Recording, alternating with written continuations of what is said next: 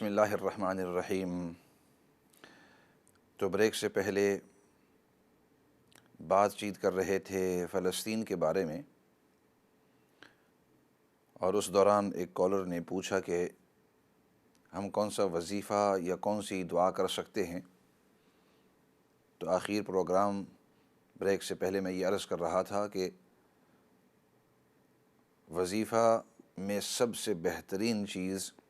وہ دعا ہوتی ہے۔ الدعاء مخ العبادہ، دعا یہ تمام عبادتوں کی جڑ ہے، مغز ہے۔ اور ان حالات کے اندر ہم ان کو دیکھ رہے ہیں دن بدن کہ وہاں کتنا ظلم ہو رہا ہے، کتنی سختی ہو رہی ہے، اور کتنے ہزاروں کی تعداد کے اندر اب وہاں بھوک اور پیاس کی وجہ سے اور سینیٹیشن کی وجہ سے کتنے حالات وہاں سخت ہیں، کیونکہ آپ کو پتہ ہے کہ انسان کھانا بھی کھاتا ہے، پیتا بھی ہے، اور پھر اس کو اپنے جسم سے نکالنے کی بھی ضرورت ہوتی ہے، فضلہ ٹوائلٹ کو بھی جانا پڑتا ہے۔ اور آپ کو پتہ ہے کہ وہاں کی سیوج سسٹم اور وہاں جتنی بھی تو حالات کی وجہ سے وہ بھی سب ٹوٹ گیا ہے، وہ بھی فیلئر ہے، اور اس کا نتیجہ یہ ہے کہ جو پانی ان کو تھوڑا بہت مل رہا ہے، تو چونکہ اس کے ساتھ گندگی مل گئی ہے، تو وہ جو پانی پی رہے ہیں وہ فلسطینی بیچارے، وہ پانی جو پی رہے ہیں اس کے اندر جراثیم ہے، اور اس کی وجہ سے اب ان کو بیماریاں لگ رہی ہیں۔ اب کسی کو پیٹ کی بیماری ہے، کسی کو کون سی بیماری لگ گئی ہے، کرونک بیماری، وہ بیماریاں جو دیر پا ہوں گی۔ تو اب جب یہ ظلم ختم بھی ہو، جنگ تو میں نہیں کہتے، جنگ تو عام طور پر دو ملکوں کے درمیان ہوتی ہے یا دو طاقتوں کے درمیان ہوتی ہے، یہ ہزاروں معصوم جو وہاں ہے اور اوپر سے آ کر بمباری ہو جاتی ہے یا اوپر سے آ کر ان کو مشین گن سے ختم کیا جاتا ہے، وہ بیچارے فلسطینی، ان کے پاس کھانے جوگا نہیں ہے، اپنی زندگی بیچارے وہ اپنے گھروں کے اندر رہ رہے ہیں، اور اوپر سے یہ فوجی آ کر اس انداز میں ظلم کرنا۔ اب ان کا حال یہ ہے کہ باہر جائیں تب بھی ڈر ہے، اندر گھروں کے اندر رہیں تب بھی ڈر ہے، گھروں کے اندر رہیں تو پوری بلڈنگ ان کے اوپر گر کر نیچے وہ دب جائیں، اور باہر اگر جاتے ہیں تو وہاں کے جو فوجی ہیں ان کے اوپر شوٹنگ کر کے ان کو ختم کر دیتے ہیں۔ اور بیماری کی یہ حالت ہے کہ ہزاروں اس کے اندر ان بیماریوں کی وجہ سے اب کمزور در کمزور ہو گئی، کمزور در، اور ہسپتالیں جو ہیں، آپ نے دیکھا آج کی خبر میں بھی الجزیرہ نے، آج 30 جنوری ہے، آپ یہ بتلا رہے ہیں، وہ بتلا رہے ہیں اس کے اندر کہ ارد گرد اس کو سراؤنڈ کیا ہوا ہے، کتنے ہسپتالیں ایسی ہیں، مین جو بڑی ہسپتالیں ہیں اس کے اوپر بمباری کر کے، اور اندر جو لوگ تھے ان کو قتل کر کے، اور وہاں جو یونیورسٹیاں ہیں ان کے اندر بم رکھ کے تاکہ پورے کے پورے یونیورسٹیاں وہ گر جائیں، حالانکہ ان کو وہاں اندر کوئی آدمی ملتا نہیں ہے، کوئی چیز نہیں، لیکن صرف مقصد یہ ہے کہ جتنا نقصان ہو سکے اس تمام کا صفایا کیا جائے۔ تو ان تمام حالات کو مد نظر رکھتے ہوئے کم از کم ہم ایک کام تو کر سکتے ہیں، وہ یہ ہے کہ ہم ان کے لیے جب بھی موقع ملے ہم ان کے لیے دعا کر سکتے ہیں، یا رب العالمین وہاں جتنا بھی ظلم ہو رہا ہے یا اللہ اس ظلم کو ختم فرما، اس علاقے کے اندر سکون اور اطمینان نصیب فرما۔ یہ وہ لوگ ہیں کہ ان کے اوپر اتنے حالات آئے ہوئے ہیں،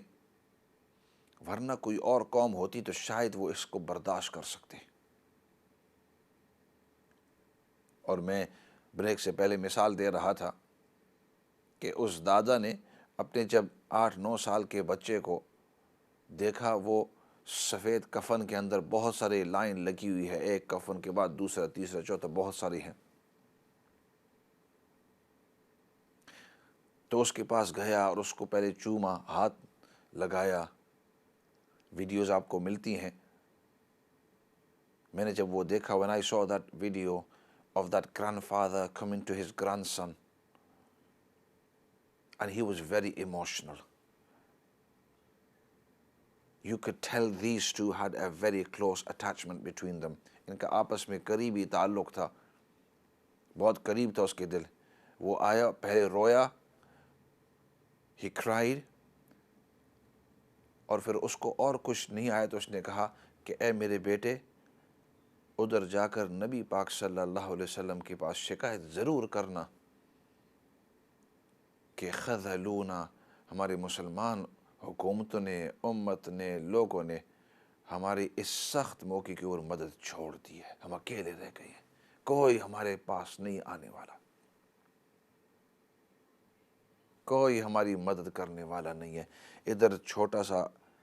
علاقہ ہے، اس طرف سمندر ہے، اس طرف مسلمان ملک ہیں بھی، مسلمان ملک ہیں بھی،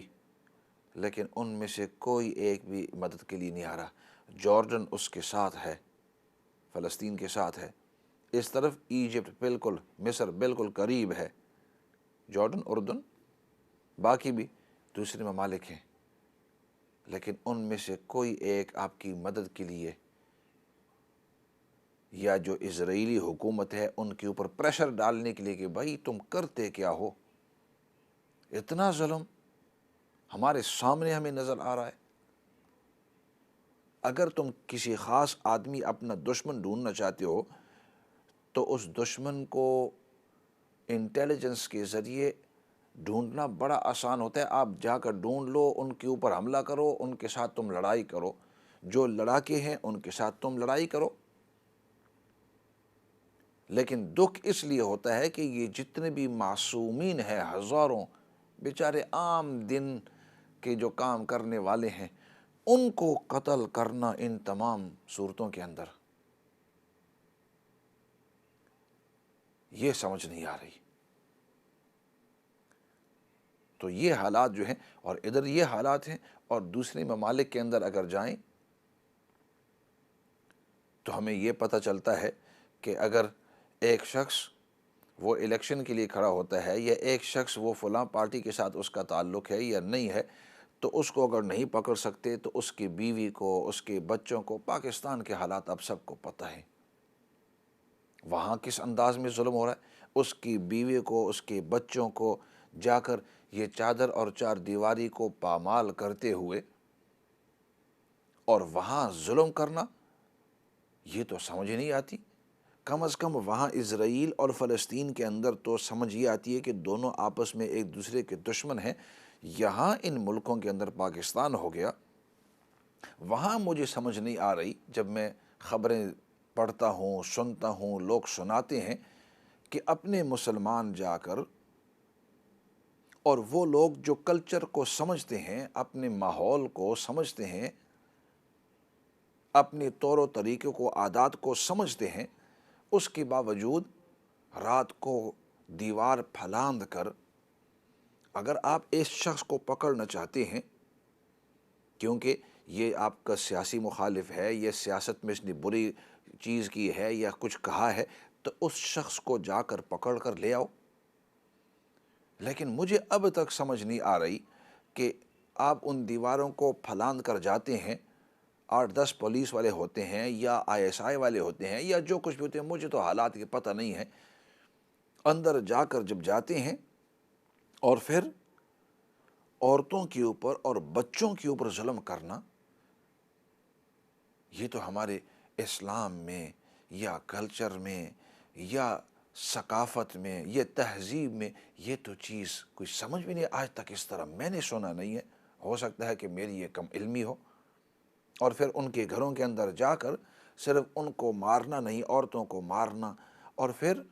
ان کے اوپر زور زیادتی کرنا، اور گھروں کے اندر جا کر ان کے سامان کو توڑ پھوڑ کرنا، یعنی چاہے آپ فوج کے ساتھ ہوں یا چاہے آپ پولیس والے ہوں یا چاہے آپ کوئی بھی پروفیشنلز ہیں، مطلب کوئی بھی ہوں، تو اس طرح جا کر یہ ظلم کرنا، اللہ عالم کون ہے کون نہیں ہے کون کرتا ہے، لیکن مسلمان، میں یہ اس نظریے سے کہہ رہا ہوں کہ ایک مسلمان دوسرے مسلمان کے گھر کے اندر جا کر بچیوں کو، عورتوں کو اس طریقے سے ان کی بے عزتی کرنا، یہ مناسب نہیں ہے۔ تو اس طرف فلسطین کا مسئلہ بنا ہوا ہے، ادھر پاکستان کے اندر مسائل ہیں، ادھر دوسرے ممالک کے اندر مسائل ہیں، تو ہماری تو ہمیشہ دعا یہی ہے کہ اللہ رب العزت جہاں کہیں بھی ظلم ہو رہا ہے، اللہ رب العزت ظلم کو ختم فرماوے، اور جو ظالمین ہیں جہاں کہیں بھی ہیں اور جس انداز کے اندر بھی ہیں، اللہ رب العزت ظالمین کو، ظالموں کو سمجھ نصیب کرے، تاکہ اس سمجھ کی وجہ سے وہ ان غلط کاموں سے، ظلم سے، برے کاموں سے وہ بچ جاوے۔ کیونکہ ہر آدمی یہ آپ کو سوچنا ہوگا کہ بھائی تھوڑی دیر تک میری طاقت ہے، میری قوت ہے، لیکن کل مجھے اس قبر کے اندر جانا ہے اور اکیلا جانا ہے، اور میں نے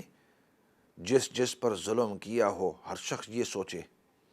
میں نے جس پر ظلم کیا ہے پائے پائے کا، تو وہ علام الغیوب ہے، وہ کسی چیز کو بھولتا نہیں ہے۔ ما یلفظ من قول الا لدیہ رقیب عتید،